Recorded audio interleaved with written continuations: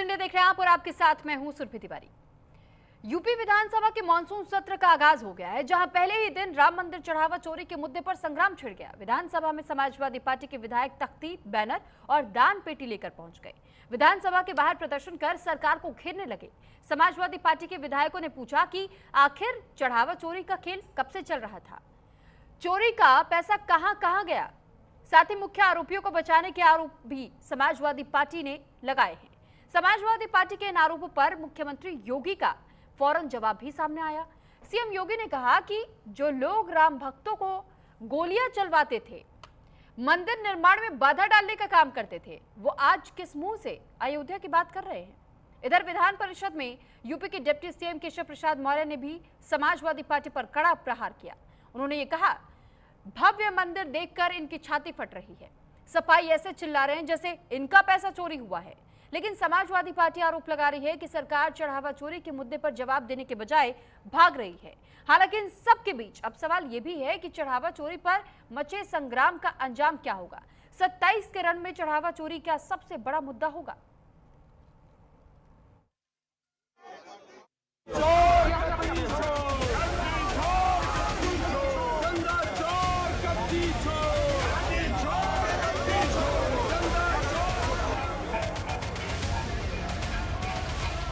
सिर पर लाल टोपी, हाथों में तख्ती, दान पात्र और जुबान पर चढ़ावा चोर गद्दी छोड़ के नारे।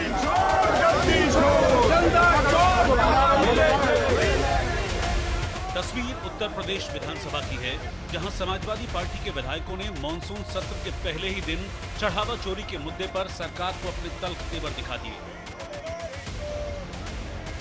यूपी विधानसभा में अखिलेश के सिपाहियों ने ठीक उसी तर्ज पर सरकार को घेरने की कोशिश की, जिस तरह संसद में कांग्रेस और समाजवादी पार्टी के सांसद लगातार विरोध के सुर बुलंद कर रहे हैं। संसद परिसर में दान पात्र और तख्तियां लेकर प्रदर्शन कर रहे हैं। 27 के रण के लिए चढ़ावा चोरी को सबसे बड़ा मुद्दा बना रहे हैं। भगवान राम के नाम पर जो है चढ़ावा चढ़ाया था, उसको भारतीय जनता पार्टी आरएसएस के लोगों ने मिल करके चुरा लिया और पूरे मंदिर को खंगाल दिया, जो है जिससे जो है आस्था पर चोट पहुंची है। समाजवादी पार्टी ने साफ कर दिया है कि संसद से लेकर विधानसभा तक चढ़ावा चोरी पर सवाल पूछते रहेंगे। सड़क से लेकर सदन तक जोर शोर से राम मंदिर चढ़ावा चोरी का मुद्दा उठाते रहेंगे। अयोध्या के मुद्दे पर सरकार को बार बार घेरेंगे। भगवान राम के नाम पर जो है चढ़ावा चढ़ाया था, उसको भारतीय जनता पार्टी आरएसएस के लोगों ने मिल करके चुरा लिया और पूरे मंदिर को खंगाल दिया, जो है जिससे जो है आस्था पर चोट पहुंची है। सदन में सरकार को घेरने के लिए समाजवादी पार्टी ने बड़ी रणनीति तैयार की है। 4 दिन के विधानसभा सत्र में समाजवादी पार्टी भर्ती परीक्षाओं में धांधली के मुद्दे को उठाएगी, किसानों की कर्ज माफी की मांग करेगी, बिजली की दरों में बढ़ोतरी पर सवाल उठाएगी, कानून व्यवस्था पर भी सवाल पूछेगी, पुरानी पेंशन बहाल करने का मुद्दा उठाएगी, स्कूल बंद होने पर सरकार को घेरेगी, बेरोजगारी और भ्रष्टाचार के मुद्दे उठाएगी। लेकिन इन सब में सबसे बड़ा मुद्दा होगा राम मंदिर चढ़ावा चोरी।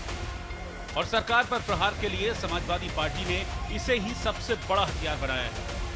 चंदा चोरी का सवाल, युवाओं का सवाल, और इतने कम समय में और इतने समय में तो लोकतंत्र में जब समस्याओं से भाग रही है, तो लोकतंत्र में इतने समय से कम समय में समस्याओं का हल नहीं हो सकते है।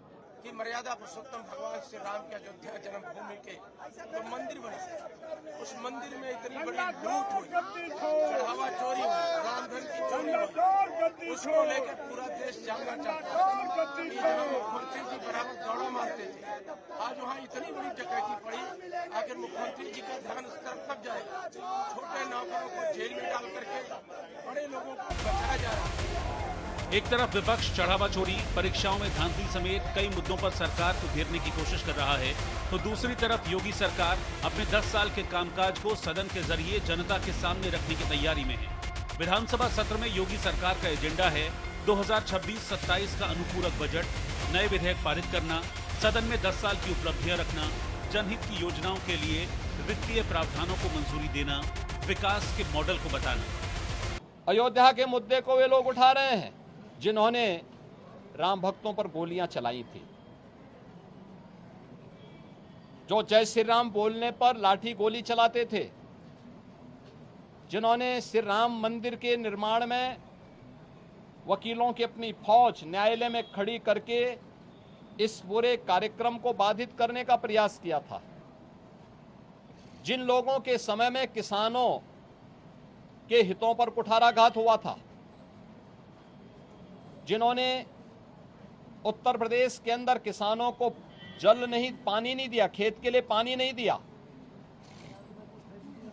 जिन्होंने अन्नदाता किसानों के हक पर बिचौलियों का वर्चस्व स्थापित करवाया, आज उनका दोहरा चरित्र देखे वे आज किसान की बात कह करके उनके जले पर नमक छिड़कने का काम कर रहे हैं। हमारे विपक्षी साथी नकारात्मकता की राजनीति को छोड़ करके एक सकारात्मक राजनीति को आगे बढ़ा करके उत्तर प्रदेश के इस बदले हुए परसेप्शन को प्रदेश के विकास के लिए और प्रदेश की समृद्धि में अपना योगदान देंगे। जाहिर है सदन में जो मुद्दे उठेंगे वही विधानसभा चुनाव में भी गूंजेंगे। ऐसे में मुख्यमंत्री योगी ने भी विपक्ष पर प्रहार के लिए तरकश के सारे घातक तीर निकाल लिए हैं। चढ़ावा चोरी के मुद्दे पर घेर रही समाजवादी पार्टी को उसके अतीत की याद दिला रही है। लेकिन सवाल है कि चढ़ावा चोरी पर मचे कोहराम का अंजाम क्या होगा। 27 में सपा के लिए चढ़ावा चोरी का मुद्दा कितना कारगर होगा। पर सवाल ये भी है, क्या 27 के रण में अयोध्या ही सबसे बड़ा मुद्दा बनेगा। Bureau report, news India.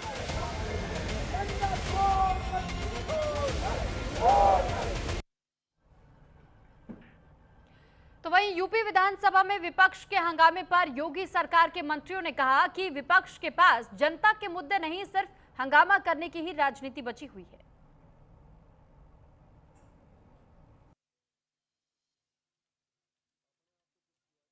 विधानसभा का मानसून सत्र शुरू हो चुका है। पहले दिन विधानसभा की कार्यवाही तो नहीं चली, लेकिन विपक्ष ने हंगामा जरूर किया।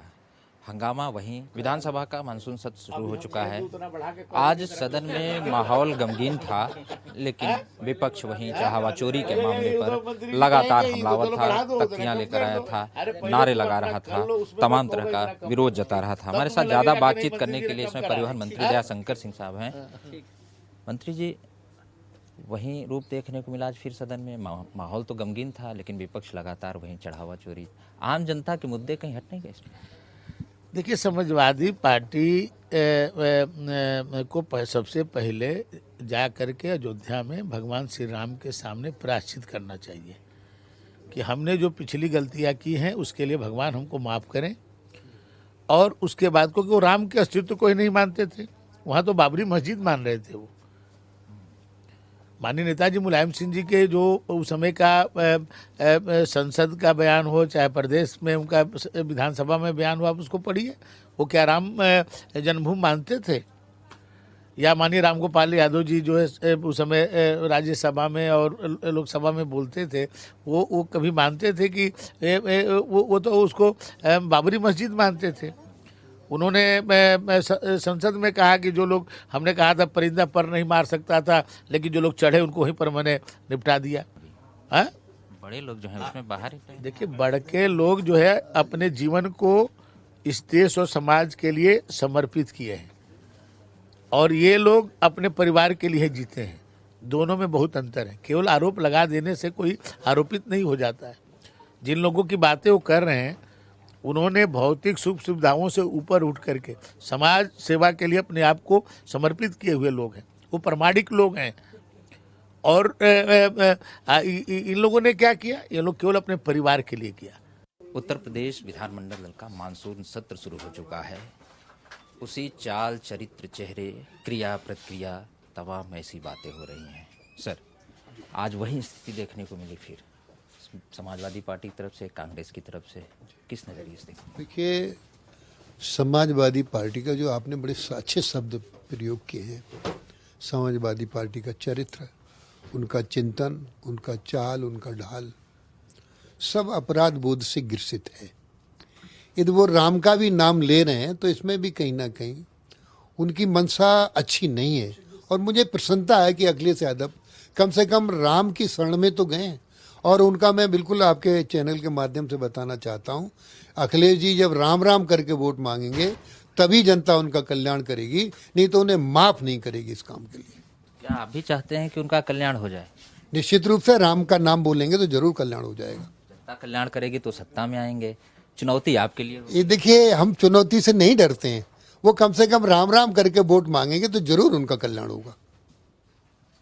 अनुपूरक बजट भी सरकार लाएगी। 5-6 महीने भी हुआ मूल बजट लाए हुए, कौन सी स्थिति आ गई? विपक्ष कह रहा है अभी 40% भी बजट खर्च नहीं किया आप लोगों ने। देखिए मित्र, ये जो सप्लीमेंट्री बजट है एक व्यवस्था है।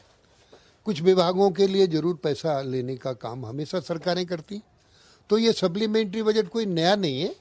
छोटी मोटी जो कमियां रह जाती हैं विकास के लिए, तो हम सप्लीमेंट्री बजट में उसको लेकर के आते हैं और उस काम को पूरा करने का काम करते हैं। और भारतीय जनता पार्टी की तो एक विशेषता है, जो शिलान्यास किए हैं उनका उद्घाटन भी हम कर रहे हैं, तो इसलिए सप्लीमेंट्री बजट की आवश्यकता है। उद्घाटन करने की जल्दबाजी में कुछ काम अधूरे रह जा रहे हैं, कुछ खराब भी हो जा रहे हैं, आरोप है, सीधे आरोप। नहीं मित्र, हमारे यहाँ गुणवत्ता पे विशेष ध्यान दिया गया है।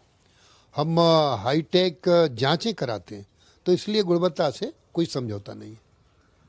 क्योंकि आप पशुधन मंत्री हैं, गाय को लेकर बड़ी चर्चा है। अभी 1-2 दिन पहले लखनऊ में भी एक गाय ने एक बच्ची को घायल कर दिया। विपक्ष कह रहा है ऐसे टहल रहे हैं, मंत्री कुछ कर नहीं पा रहे। गावो राष्ट्र से मात्रा, गाय राष्ट्र की माताएं हैं और गाय हमारी सभ्यता का आधार है। और गाय का दूध नहीं है, अमृत है। लेकिन आखिरी सवाल की केवल 4 दिन का सदन है, चर्चा के लिए पर्याप्त है क्या? देखिए, जिन विषयों पर लाए गए हैं अनुपूरक बजट प्रस्तुत हो जाएगा। विपक्ष तो इसमें भी नहीं भाग लेना चाहता है। चर्चा के लिए चर्चा तो एक दिन में ही पर्याप्त होती है, चर्चा के लिए पर्याप्त। क्या खुद से भाग जाएंगे? वो भाग ही रहे हैं। अभी आज देख रहे हो किस तरीके से आचरण कर रहे हैं।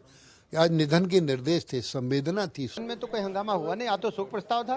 भैया आप जानते हो ये सब सनातन संस्कृति को कभी स्वीकार नहीं करेंगे। अगर गलत हुआ है तो एफआईआर भी हुई है, कार्रवाई भी हुई है।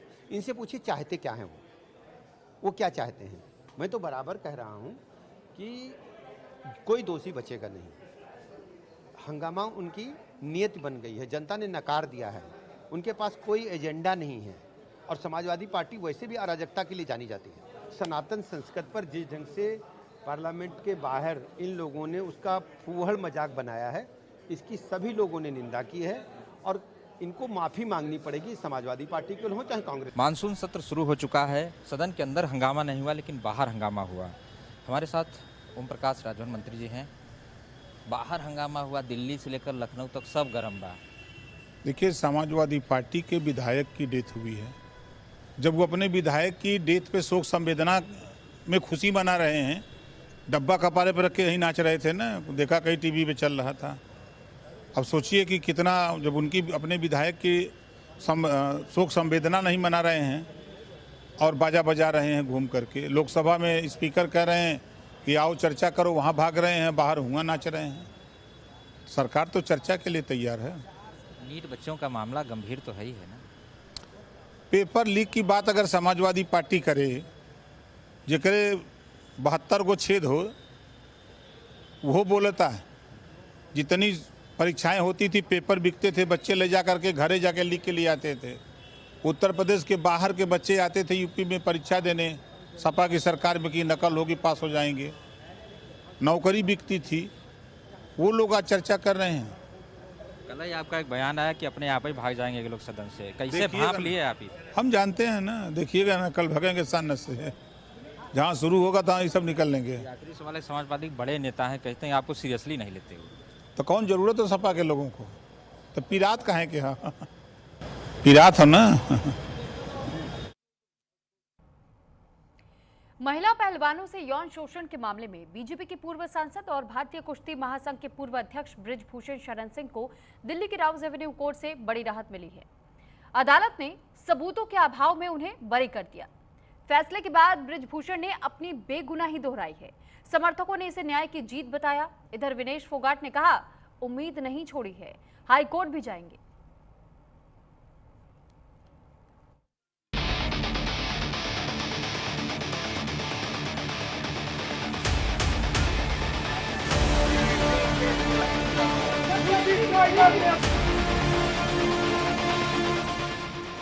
करीब 3.5 साल तक चले हाई प्रोफाइल मामले में आखिरकार राउज एवेन्यू कोर्ट ने अपना फैसला सुना दिया। महिला पहलवानों की ओर से लगाए गए यौन शोषण के आरोपों में पूर्व बीजेपी सांसद बृजभूषण शरण सिंह को अदालत ने सबूतों के अभाव में बरी कर दिया।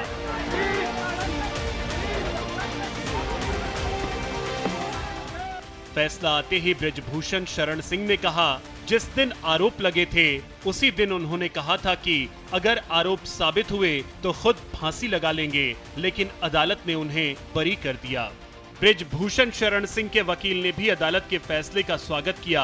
उनका कहना है कि शुरुआत से ही शिकायत और शिकायतकर्ताओं के बयानों में कई विरोधाभास थे।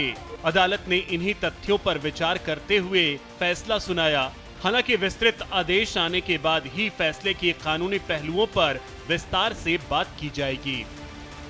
जनवरी 2023 6 महिला पहलवानों ने यौन शोषण के आरोप लगाए। अप्रैल 2023 पहलवानों की शिकायत पर एफआईआर दर्ज हुई। अप्रैल 2023 सुप्रीम कोर्ट में याचिका दायर। दिसंबर 2023 डब्ल्यूएफआई चुनाव के दौरान विरोध।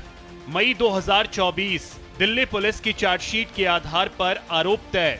जुलाई 2026 कोर्ट ने फैसला सुरक्षित रखा। 3 अगस्त 2026 सबूतों के अभाव में बरी। एक समय भारतीय कुश्ती महासंघ के सबसे ताकतवर चेहरे रहे बृजभूषण शरण सिंह 6 बार लोकसभा सांसद रहे। गोंडा और कैसरगंज की राजनीति में उनका प्रभाव लंबे समय तक बना रहा। हालांकि 2024 के लोकसभा चुनाव में बीजेपी ने उन्हें टिकट नहीं दिया और उनकी जगह पर उनके बेटे को उम्मीदवार बनाया गया। लेकिन अदालत से राहत मिलने के बाद एक बार फिर उनकी राजनीतिक वापसी की चर्चा शुरू हो गई है। बीजेपी के वरिष्ठ नेता 6 बार लोकसभा सांसद, 1991 में पहली बार सांसद, 2012 से 2023 तक डब्ल्यूएफआई अध्यक्ष, 2024 का चुनाव नहीं लड़ा, 2023 में महिला पहलवानों के आरोप, 2026 में अदालत से बरी। वहीं राजनीतिक प्रतिक्रियाओं का दौर जारी है। कांग्रेस सांसद प्रियंका गांधी ने इस फैसले के बाद केंद्र सरकार और बीजेपी पर निशाना साधते हुए कहा कि एक तरफ सरकार युवा पीढ़ी, महिला सशक्तिकरण और महिला आरक्षण की बात करती है, वहीं दूसरी तरफ ऐसे मामलों में उसका रवैया सवाल खड़े करता है। एक तरफ कहते हैं कि यंग जनरेशन के साथ हैं, एक तरफ महिला सशक्तिकरण की बात है, महिला रिजर्वेशंस की बात है, और दूसरी तरफ ये सपा सांसद डिंपल यादव ने भी बीजेपी को आड़े हाथ लिया। उन्होंने कहा, बीजेपी और उससे जुड़े संगठन इस देश में महिलाओं को अपनी विचारधारा से चलाना चाहते हैं। कोर्ट में चल रहा है और कोर्ट के माध्यम से शायद ये लोग बुरी हुए हैं, और अगर अभी रेसलर्स ये अपर कोर्ट में ले जाना जाएंगे तो ये कोर्ट के माध्यम से सॉल्व होगा ना। लेकिन जो हमें यहाँ दिख रहा है, जो इंस्टाग्राम में दिखाई दे रहा है, जिस तरह 14-15 साल की बेटियां निकल के उनसे माफी मंगवाई जा रही है, आफ्टर ऑल माफी कौन मंगवा रहा है, सवाल इस बात का है। इसके साथ ही उनके बेटे और कैसरगंज से सांसद करण भूषण सिंह ने इसे बड़ी जीत बताया। उन्होंने कहा कि ये सिर्फ उनके पिता की नहीं बल्कि उनके समर्थकों और उनके लोकसभा क्षेत्र की भी जीत है। करण भूषण सिंह ने भरोसा जताया कि बृजभूषण शरण सिंह दोबारा सदन में लौटेंगे। साथ ही उन्होंने कांग्रेस पर निशाना साधते हुए कहा कि उसके पास कोई मुद्दा नहीं बचा है। खिलाड़ियों की जीत है, जो शोषित पहलवान थे, जो बचे थे, दबे थे, उनकी जीत है। मेरे लोकसभा की जीत है, देवी पाटन मंडल की जीत है, और जो नेताजी का शुभचिंतक है पूरे भारत में, पूरे देश में, उन सबकी जीत है। अब सबसे बड़ा सवाल, क्या अदालत से राहत मिलने के बाद बृजभूषण 2027 का विधानसभा चुनाव लड़ेंगे?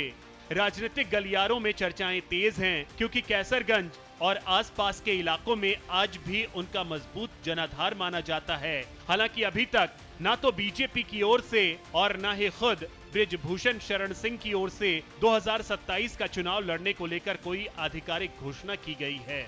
इसलिए फिलहाल ये सिर्फ राजनीतिक अटकलों का विषय है। अदालत से राहत के बाद चर्चाएं तेज। 2027 चुनाव को लेकर अटकलें। कैसरगंज में मजबूत पकड़। 2024 में नहीं मिला था टिकट। बीजेपी या बृजभूषण की ओर से कोई आधिकारिक घोषणा नहीं। अदालत के फैसले के बाद समर्थकों में उत्साह है। उनका कहना है कि न्यायालय ने सच को सामने ला दिया। वहीं इस फैसले के बाद राजनीतिक मायने भी निकाले जा रहे हैं। क्या बीजेपी भविष्य में बृजभूषण को फिर कोई बड़ी जिम्मेदारी देगी? क्या वे विधानसभा चुनाव लड़ेंगे या पार्टी कोई अलग रणनीति अपनाएगी? इन सवालों के जवाब आने वाले दिनों में ही साफ होंगे। फिलहाल अदालत ने बृजभूषण शरण सिंह को बड़ी राहत दी है। कानूनी लड़ाई के इस अहम पड़ाव के बाद अब नजरें राजनीतिक अखाड़े पर है, जहां सबसे बड़ा सवाल यही है, क्या कोर्ट से मिली राहत बृजभूषण की सियासी वापसी की राह भी खोलेगी या 2027 तक तस्वीर कुछ और होगी? Bureau report, news India.